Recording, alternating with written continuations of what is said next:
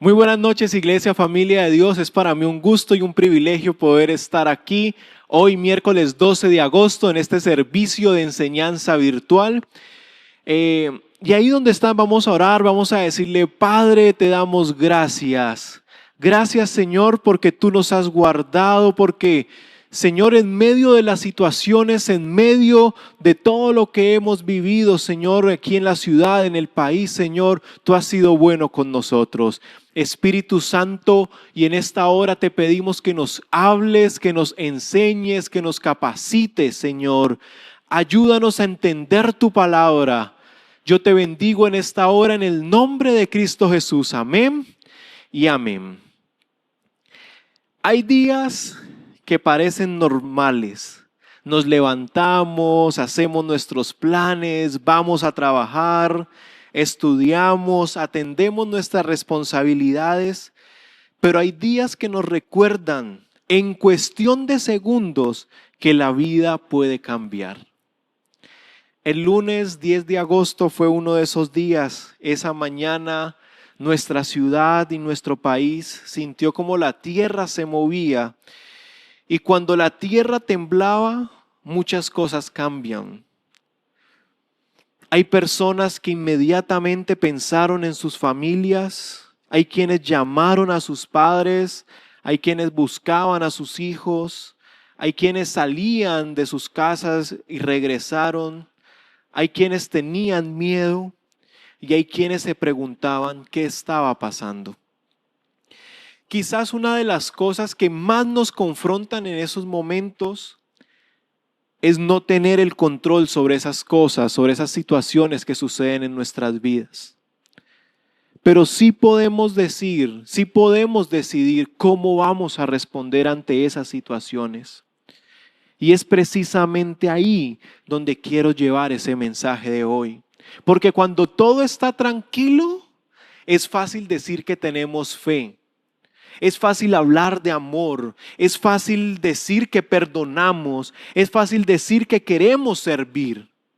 Pero cuando llega una crisis, cuando alguien está llorando, cuando una familia está pasando por una dificultad, cuando alguien tiene miedo, es ahí donde nuestra fe se vuelve visible.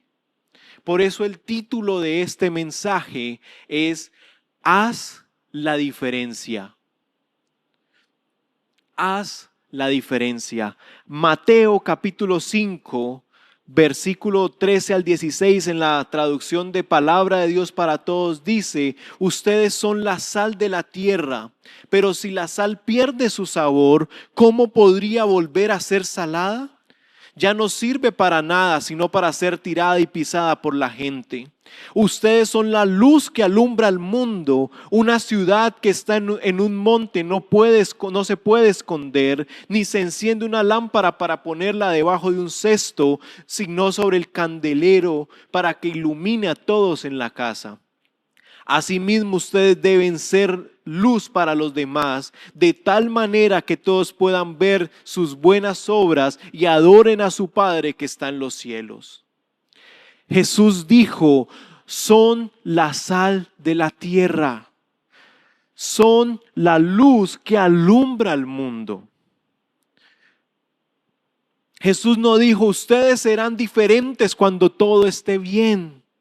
Dijo: ustedes son sal, ustedes son luz. Y eso significa que Dios nos ha colocado en este mundo con una responsabilidad. No solamente para asistir a la iglesia, no solamente para cantar, no solo para escuchar una prédica, no solamente para decir que creemos en Dios. Dios nos llamó para marcar la diferencia, para hacer la diferencia. Y el día de hoy quiero compartir algunas formas en las cuales debemos marcar la diferencia. La primera forma por la cual marcamos o hacemos la diferencia es cuando llevamos esperanza. Efesios capítulo 2, versículos 12 al 14 dice: en esos tiempos ustedes vivían apartados de Cristo, no se les permitía ser ciudadanos de Israel y no conocían las promesas del pacto que Dios había hecho con ellos. Ustedes vivían en este mundo sin Dios y sin esperanza. Pero ahora han sido unidos a Cristo Jesús. Antes estaban muy lejos de Dios, pero ahora fueron acercados por medio de la sangre de Cristo, pues Cristo mismo nos ha traído la paz. Hay una palabra que nuestra ciudad necesita escuchar en este tiempo y es esperanza. Porque hay momentos en los que las circunstancias intentan quitarnos las esperanzas. Una persona puede tener una casa, pero puede haber perdido la tranquilidad. Puede tener trabajo, pero puede haber perdido la motivación. Puede estar rodeada de personas, pero sentirse completamente sola. Puede sonreír delante de todos y estar llorando por dentro. Y quizás hoy hay personas que están viviendo precisamente eso. Por eso Dios necesita personas que llevemos esperanza. No personas que aumenten el miedo, no personas que propaguen desesperación, no personas que solo señalen lo malo, personas que sepan llevar esperanza. ¿Qué significa llevar esperanza? Significa entrar en una situación difícil y recordar que Dios todavía está ahí, que Dios tiene el control de todo. Romanos capítulo 15 versículo 13 dice: le pido a Dios, fuente de esperanza, que los llene completamente de alegría y paz, porque confían en Él. Entonces rebosarán de una esperanza segura mediante el poder del Espíritu Santo. Primera de Tesalonicenses 4, versículo 3 en la parte B dice: para que no se entristezcan como los que no tienen esperanza. Llevar esperanza puede ser llamar a alguien, puede ser escuchar, abrazar, orar, ayudar. Es decir, estoy contigo, Dios está contigo. Vamos a salir adelante. Dios no te ha abandonado. Todavía hay propósito, todavía hay futuro. Pero hay algo importante, y es que llevar esperanza no significa negar la realidad. En Cali estamos viviendo una realidad social, en Colombia estamos viviendo una realidad social, y la fe no consiste en decir no está pasando nada. La fe consiste en decir sí, esto está pasando, pero Dios sigue siendo Dios en medio de todo. Dios sigue teniendo el control de todo a pesar de lo que nosotros estemos viviendo. David no negó que existiera el valle de sombra y de muerte. David dijo en el Salmo 23, 4: aunque ande en valle de sombra de muerte, no temeré mal alguno, porque tú estarás conmigo. Eso fue lo que dijo. Dice: tu vara y tu cayado me infundirán aliento. No negó el valle de sombra y de muerte. David sabía que estaba el valle, pero David reconocía que Dios estaba con él. La esperanza es algo que nosotros no podemos perder, porque nuestra esperanza no depende de nosotros, sino de quien está con nosotros. Nuestra esperanza depende de Dios. Cuando las cosas no están bien, cuando no tenemos el control, nuestra esperanza viene del Dios que tiene todo el control. Cali es una ciudad que necesita personas que lleven esperanza. Dios no te puso en Cali simplemente para que vivieras aquí. Dios te puso en Cali para que fueras luz en esta ciudad. En la ciudad donde Dios te haya puesto, debe llevar esperanza. Debe ser una persona que lleve luz. la luz de Cristo. Tu trabajo necesita esperanza, tu universidad necesita esperanza, tu familia necesita esperanza, tus vecinos necesitan esperanza, tus amigos necesitan esperanza. Y quizás alguien que Dios puso cerca de ti esté necesitando esperanza, esté necesitando una palabra de Dios a través de ti para tener y recuperar la esperanza. Pregúntate, ¿qué encuentra una persona cuando está contigo? ¿Encuentra crítica? ¿Encuentra pesimismo? ¿Encuentra juicio? ¿O encuentra esperanza? Porque una persona que conoce a Cristo debería dejar algo diferente después de pasar por su vida. Si yo tengo a Cristo y me cruzo con alguien, esa persona no puede ser igual. Esa persona debe saber que nosotros llevamos esperanza, que Cristo está con nosotros, debe ver a Cristo reflejado en nosotros, sin importar las situaciones y las circunstancias. La segunda forma por la cual hacemos la diferencia es cuando nos reconciliamos. Otra cosa que este mundo necesita es reconciliación. Vivimos en un mundo donde muchas personas saben reclamar, pero pocas saben pedir perdón. Muchos saben señalar errores, pero pocos reconocen los propios.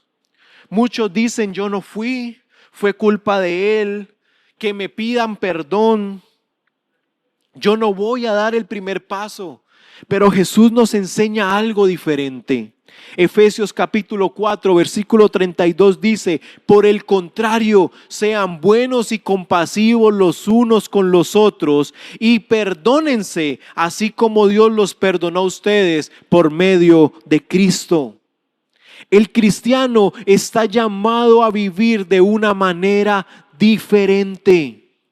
Perdonar es marcar la diferencia. Perdonar, reconciliarnos, es hacer la diferencia. Perdonar no significa decir que lo que ocurrió estuvo bien. Perdonar no significa que el daño no existió. Perdonar no significa necesariamente que una relación vuelva a estar que vuelva a ser inmediatamente como antes. Perdonar significa que decido no permitir que la ofensa gobierne mi corazón. Hay personas que llevan años viviendo alrededor de una herida. La persona que los lastimó siguió con su vida, pero ellos siguen viviendo en el pasado, en lo que ha ocurrido. Y Jesús dice: perdona. ¿Por qué? Porque Cristo no solamente quiere cambiar nuestras circunstancias, quiere cambiar nuestro corazón. Pero hay otra parte, y es pedir perdón. Y tal vez sea lo más difícil. Porque perdonar requiere soltar. Pedir perdón requiere reconocer que yo también me equivoqué. Hay matrimonios que necesitan esa conversación de perdón. Hay padres que necesitan reconocer que tienen que pedir perdón a sus hijos. Hay hijos que necesitan decir: perdóname. Hay hermanos que llevan tal vez meses sin comunicarse y requieren perdón. Hay personas tal vez dentro de la iglesia que están heridas por la falta de pedir perdón. Hay tal vez gente de nuestro trabajo, de nuestras universidades, del estudio, que requieren que nosotros demos ese primer paso. Y a veces nos quedamos esperando a que el otro sea el que dé el primer paso. Pero Jesús nos enseña a ser nosotros quienes damos ese primer paso hacia la reconciliación. Mateo capítulo 5 versículos 23 y 24 en la traducción lenguaje actual dice: por eso, si llevas al altar del templo una ofrenda para Dios y allí te acuerdas de que alguien está enojado contigo, deja la ofrenda delante del altar, ve de inmediato a reconciliarte con esa persona y después de eso regresa a presentar tu ofrenda a Dios. Jesús enseña que si estamos presentando nuestra ofrenda y recordamos que nuestro hermano tiene algo contra nosotros, debemos ir primero y reconciliarnos. Jesús está diciendo que la reconciliación, que el perdón importa. A Dios le importa cómo tratamos a las personas. Mientras el mundo busca culpables, Cristo busca reconciliadores. Quizás hoy Dios no está hablando de otra persona. Quizás Dios te está hablando a ti. Tal vez tienes que perdonar, tal vez tienes que pedir perdón, tal vez tienes que llamar a alguien, tal vez tienes que dejar el orgullo. Para poder decidirnos a no seguir viviendo de la misma forma, vamos a tener que tomar decisiones de reconciliación. Vamos a tener que reconciliarnos entre nosotros, porque no sabemos cuánto tiempo tenemos. No sabemos qué conversación será nuestra última conversación. No sabemos cuándo será la última oportunidad de abrazar a alguien. Por eso no dejemos para mañana la reconciliación que podemos comenzar hoy. Este es el tiempo de restablecer las relaciones. La tercera forma por la cual hacemos la diferencia es cuando nos convertimos en restauradores. Isaías capítulo 58, versículo 12 en la Reina Valera dice: y los tuyos edificarán las ruinas antiguas, los cimientos de generación y generación levantarás, y serás llamado reparador de portillos y restaurador de calzadas para habitar. En la Nueva Traducción Viviente dice: reconstruirás las ruinas antiguas, edificarás sobre los cimientos antiguos, te llamarán reparador de murallas destrozadas y restaurador de calles habitadas. Hay dos palabras que quiero que recordemos y son portillos y calzadas. ¿Qué es un portillo? Un portillo es una abertura, una brecha, una parte rota de una muralla. Una muralla puede estar construida, puede ser fuerte, puede haber protegido durante años, pero si aparece una brecha, esa brecha puede convertirse en un punto de vulnerabilidad. Y espiritualmente también existen brechas. Hay brechas entre familias, brechas entre padres e hijos, entre esposos, entre hermanos, entre generaciones, entre personas y Dios. Brechas que son causadas por heridas, por el orgullo, por pecado, por falta de perdón. Pero Dios no dice: señala los portillos. No, dice: sé un reparador de portillos. Dice: sé un reparador de murallas destrozadas. Hay una enorme diferencia. Algunos son expertos en detectar lo que está mal. ¿Viste esa familia? ¿Viste cómo está ese muchacho? ¿Viste lo que hizo? ¿Viste lo que pasó? Pero Dios está buscando personas que digan: ¿qué puedo hacer para ayudar? No quiero solamente identificar la brecha, quiero ayudar a cerrarla, quiero ayudar a restaurarla. Dios está buscando restauradores. Un restaurador ve algo roto y no solamente dice: está roto. Un restaurador pregunta: ¿cómo lo podemos restaurar? ¿Cómo lo podemos arreglar? Un restaurador ve una familia destruida y dice: todavía hay esperanza. Ve un matrimonio herido y dice: vamos a trabajar por esa relación. Ve a un joven alejado de Dios y dice: no voy a abandonarlo. Ve a alguien caído y dice: voy a ayudarlo a levantarse. Gálatas capítulo 6, Versículo 2 en la traducción lenguaje actual dice: cuando tengan dificultades, ayúdense unos a otros. Esa es la manera de obedecer la ley de Cristo. Eso marca la diferencia. Eso hace la diferencia. Isaías no solamente habla de portillos, habla de restaurar, de ser restauradores de calzadas para habitar. Dice restaurador de calles habitadas. Una calzada es un camino. Un camino permite que alguien pueda llegar de un lugar a otro.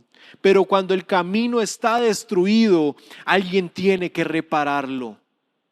Hay personas que han perdido el camino.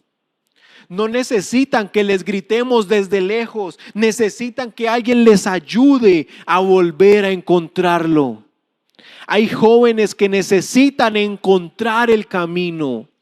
Hay familias que necesitan encontrarlo. Hay matrimonios. Hay personas heridas que necesitan encontrar nuevamente el camino.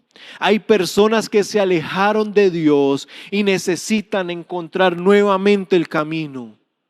Jesús dijo en Juan 14:6: yo soy el camino, la verdad y la vida. Nadie viene al Padre sino por mí. Jesús es el camino. Por eso nosotros debemos ser instrumentos que ayuden a estas personas a encontrar el único camino, no el mejor camino, el único camino que es Cristo. Somos instrumentos. Y Cali en este momento necesita restauradores. Colombia necesita restauradores. Hoy nuestra ciudad nos ofrece una imagen que no podemos ignorar. Cuando una emergencia golpea una ciudad, aparecen personas que ayudan. Personas que rescatan, que buscan, que cargan, que atienden, que reconstruyen, que abren caminos, que ayudan a cerrar brechas. Y eso nos permite entender y comprender algo. Y es que en medio de una emergencia, sin importar su índole, nosotros debemos ser restauradores. No una iglesia que solamente observa. No una iglesia que solamente comenta, no una iglesia que critica, una iglesia que sirve. Debemos estar dispuestos a servir a la persona que lo necesite y más en este tiempo. Una iglesia que acompaña, que ora, que ayuda, que consuela, que reconstruye. Tenemos que ser una iglesia que lleva esperanza. Eso es lo que el Señor nos está llamando a ser, una iglesia que lleva esperanza. Romanos 15:13 en la Nueva Traducción Viviente dice: le pido a Dios, fuente de esperanza, que los llene completamente de alegría y paz, porque confían en Él. Entonces rebosarán de una esperanza segura mediante el poder del Espíritu Santo. Nosotros somos instrumentos que Dios va a usar para que el poder del Espíritu Santo traiga esperanza a esta ciudad y traiga esperanza a este país.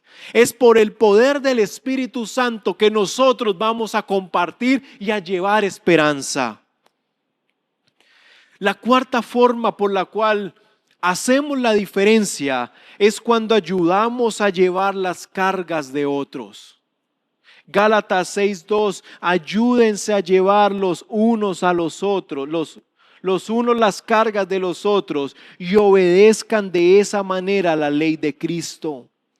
Pablo nos recuerda que no fuimos llamados a vivir una fe indiferente.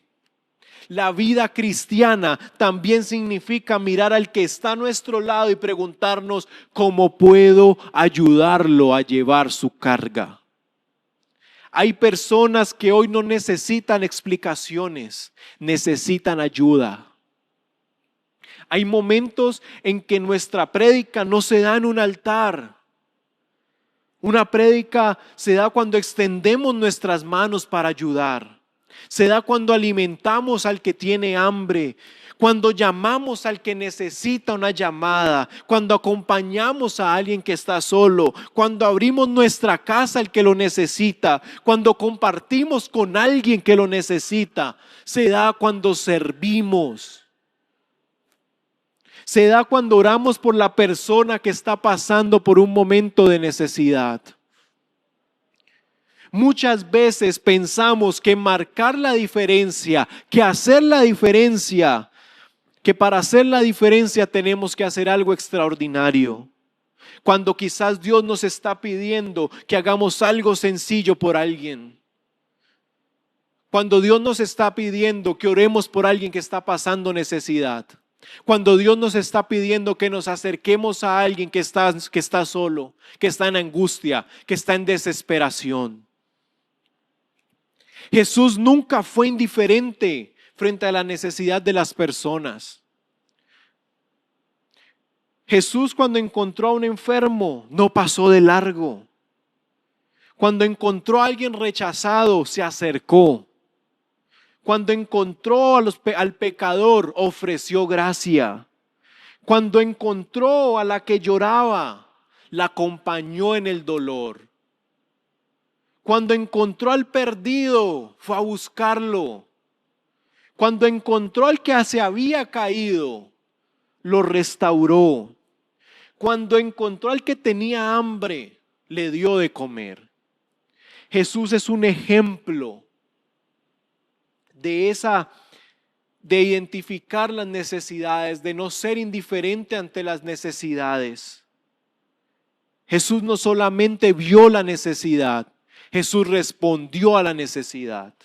Jesús no solamente habló acerca del amor, Jesús hizo visible el amor. Y si nosotros somos discípulos de Cristo, estamos llamados a hacer lo mismo. Tal vez no podamos solucionar los problemas de todas las personas que nos rodean, pero sí podemos hacer algo. Y aún si podemos hacer algo, debemos hacer algo. No siempre podemos quitar la carga de alguien, pero podemos ayudar a llevarla. No siempre podemos cambiar las circunstancias de una persona, pero podemos acompañarlo mientras las atraviesa. No siempre tendremos todas las respuestas, pero podemos estar presentes y orarle al Dios que tiene las respuestas.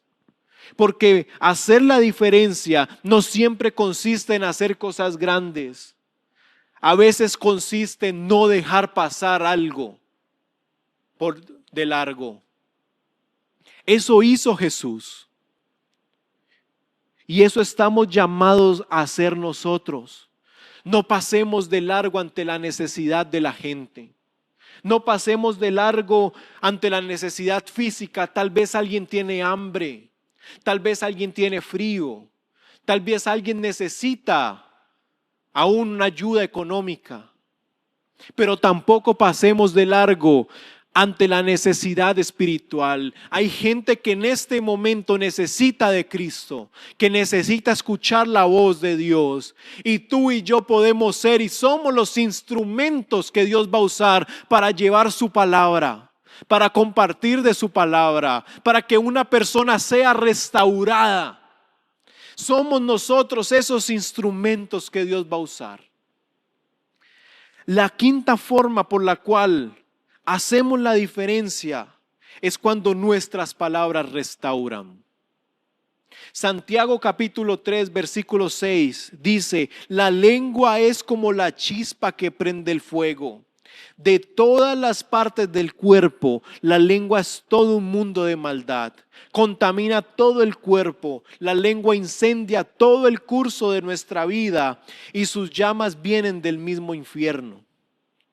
Los hombres siempre han podido domar toda clase de animales salvajes, aves, reptiles y animales del mar.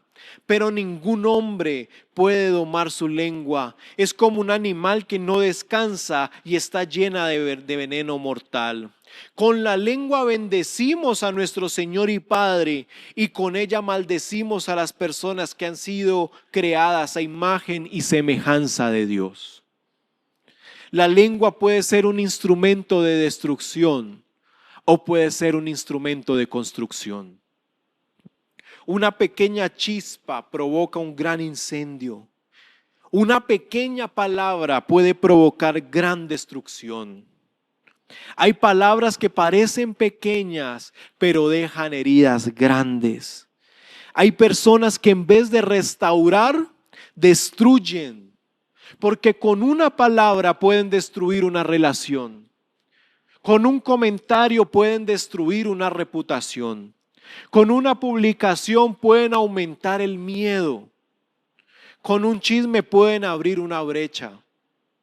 Con una acusación puede hacer que alguien pierda la esperanza. Una palabra de desprecio puede hacer que alguien empiece a creer que no tiene valor.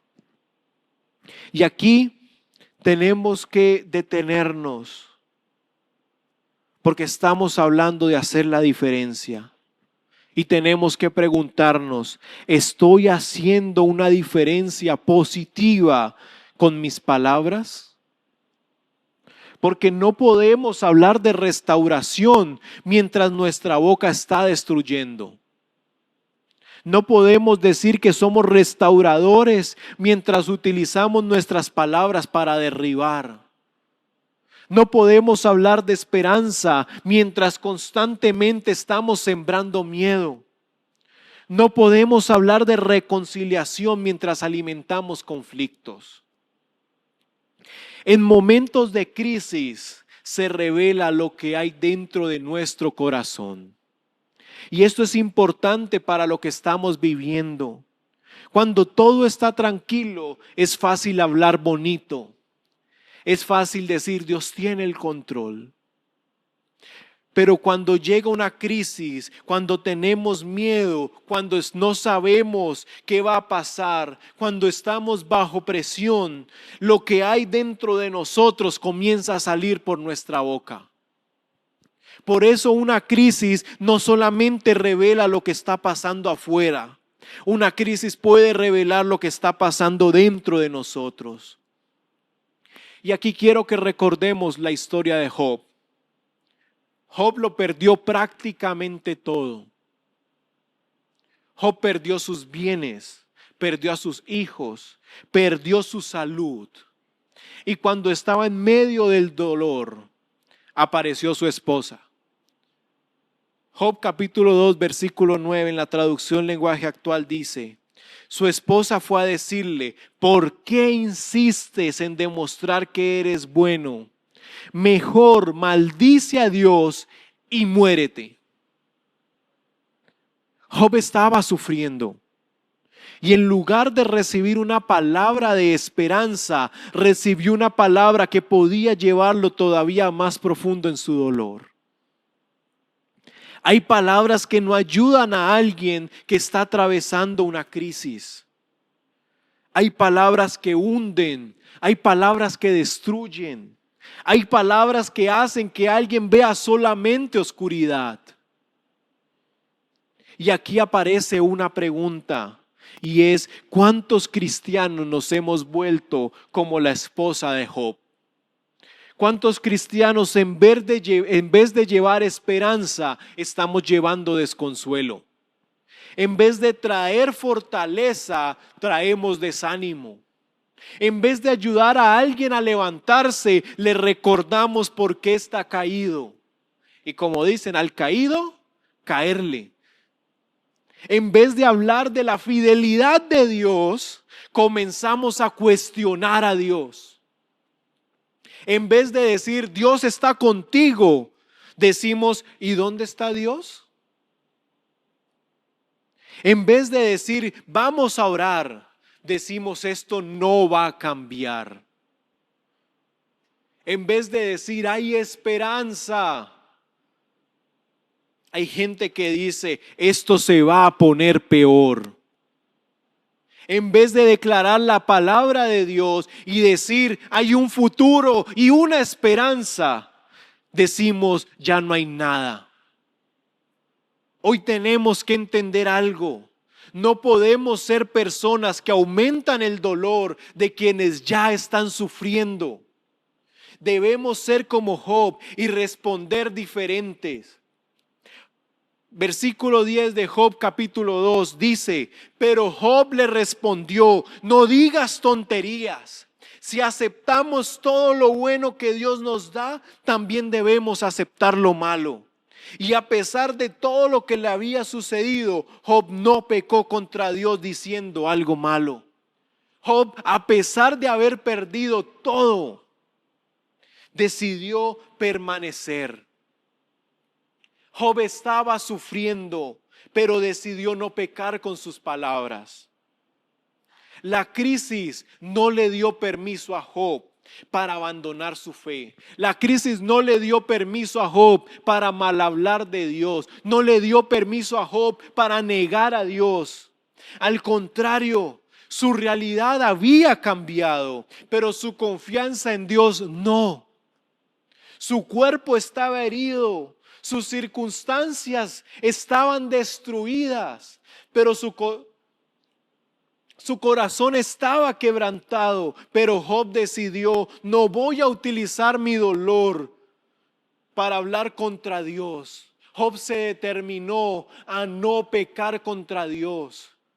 Y eso los motivo el día de hoy. Decídase a no pecar contra Dios. Yo no sé cuál sea la circunstancia que estás viviendo hoy, pero decídete a no pecar contra Dios. Decídete a determinarte a creer en Dios.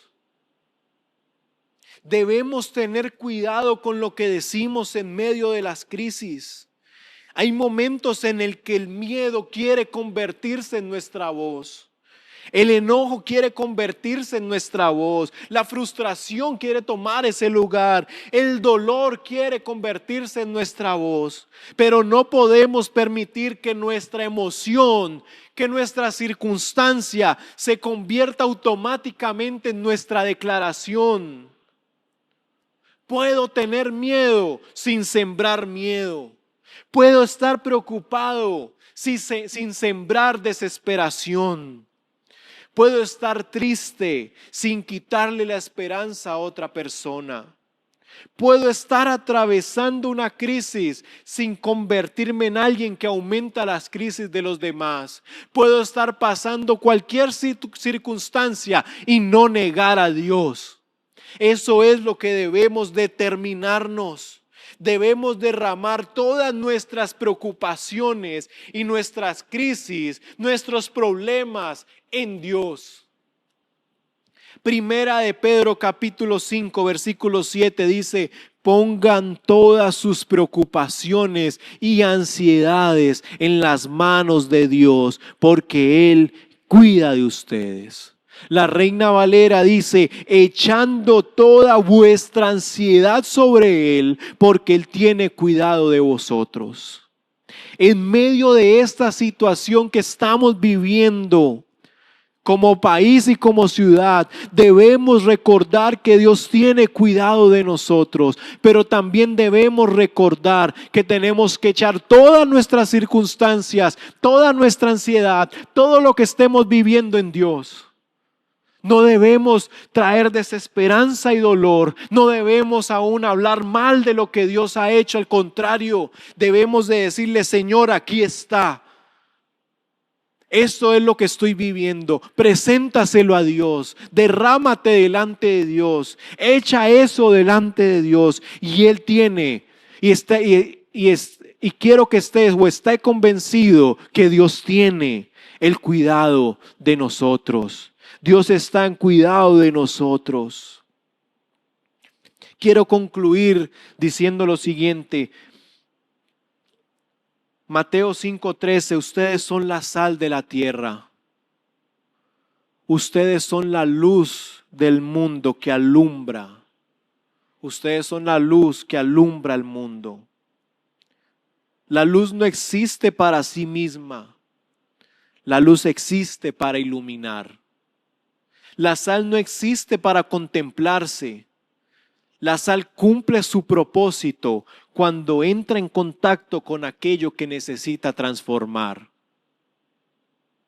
Y nosotros tampoco fuimos llamados a vivir solamente para nosotros mismos.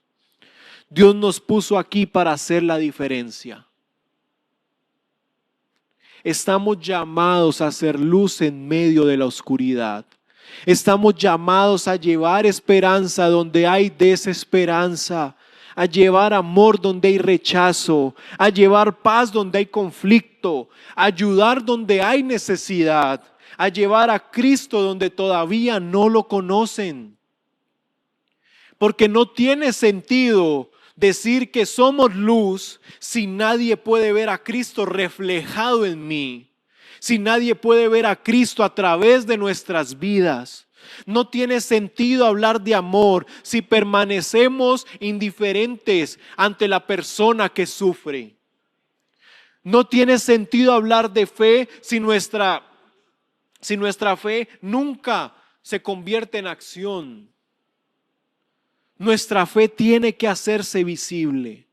Y este es el tiempo, este es el momento en el cual nuestra fe tiene que volverse más visible. Que el enfermo encuentre a alguien que se detenga. Que el rechazado encuentre a alguien que se acerque. Que el que llora encuentre a alguien que lo acompañe. Que el que está perdido sepa o encuentre a alguien que lo está buscando. Que el que ha caído encuentre una mano que lo ayude a levantarse. Que el que tiene hambre encuentre a alguien dispuesto a compartir. Eso es ser sal. Eso es ser luz. Eso es hacer la diferencia.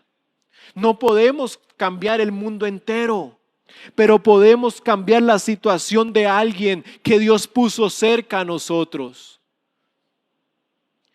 Tal vez para nosotros sea un pequeño acto de amor, pero para alguien puede representar una respuesta de Dios. Por eso la pregunta no es solamente ¿qué está pasando en este mundo? La pregunta debería ser ¿qué estoy haciendo yo frente a lo que estoy viviendo? Porque Dios no nos llamó a ser espectadores, nos llamó a involucrarnos, nos llamó a servir, nos llamó a amar, nos llamó a llevar esperanza, nos llamó a hacer la diferencia. Qué bueno es que cuando terminemos este mensaje, por un momento podamos pensar, reflexionar, orar a Dios y preguntar, ¿a quién puedo ayudar? ¿A quién puedo servir? ¿A quién puedo animar? ¿A quién puedo llevarle esperanza? ¿A quién puedo mostrarle el amor de Cristo? Porque al final, hacer la diferencia no es solamente hablar de Jesús, es permitir que Jesús se vea a través de nosotros. Hacer la diferencia es ser el reflejo de Cristo. Es que Cristo sea reflejado en nosotros. Es que la gente que está afuera pasando por cualquier situación vea en nosotros a Cristo. Tenga esperanza. Recupere la esperanza que tal vez ha perdido. Eso es lo que nosotros debemos hacer en este tiempo. Debemos estar dispuestos a hacer la diferencia, a hacer sal y a hacer luz en esta situación y en cualquier situación. Debemos ayudar a las personas que tienen hambre física, que tienen necesidades físicas, pero también a las que tienen necesidades espirituales. Debemos compartir el evangelio a aquellos que lo necesiten. De esa forma estamos haciendo la diferencia. Aún siendo testimonios hacemos la diferencia. Y ahí donde estás, quiero que oremos y digámosle, Padre, gracias por tu palabra. Gracias porque me recuerdas que estoy llamado a hacer la diferencia. Que estoy llamado a llevar esperanza aun cuando no la hay. Que estoy llamado a hacer tu voluntad, a hacer tu palabra, Señor. Padre, en esta hora te pido por aquella persona que tal vez esté pasando por dificultades, por aquella persona que esté enferma, por aquella persona que esta situación, este temblor ha generado daños en su economía, en sus hogares, aún en su familia, Señor. Clamo a ti, Señor, por consuelo por aquellas personas que han perdido familiares. Espíritu Santo, sé tú llevando esperanza, que en tu poder, Señor, nos uses a nosotros para llevar esperanza. Delante de ti ponemos, Señor, esta situación, este país, esta ciudad, Señor. Mira las ciudades que han sido afectadas, Señor. Trae esperanza, Señor. Usa personas, Señor. Úsanos a nosotros para llevar esperanza, para llevar ayuda de forma oportuna, para llevar tu palabra, para llevar tu evangelio, Señor. Te pedimos, Señor, que seas tú usándonos, Señor. Queremos ser instrumentos tuyos, Señor, que hagan para poder hacer tu voluntad, Señor, para poder hacer lo que tú quieres que nosotros hagamos. Perdónanos, Señor, si tal vez hemos sido indolentes, Señor. Si tal vez hemos ignorado, hemos pasado de largo cuando vemos la necesidad. Perdónanos, Señor. Porque entendiendo y leyendo tu palabra, tú no fuiste indolente, Señor. Tuviste el dolor, tuviste la necesidad y te acercaste. Ayúdanos, Señor, a podernos acercar a las personas que necesitan una palabra tuya, que necesitan que llevemos algo, Señor. Padre, te doy gracias por tu palabra. Gracias, Señor, porque tú nos has hablado en esta noche. Yo te bendigo, Señor, en el nombre de Cristo Jesús. Amén y amén. Mis hermanos, Dios les bendiga.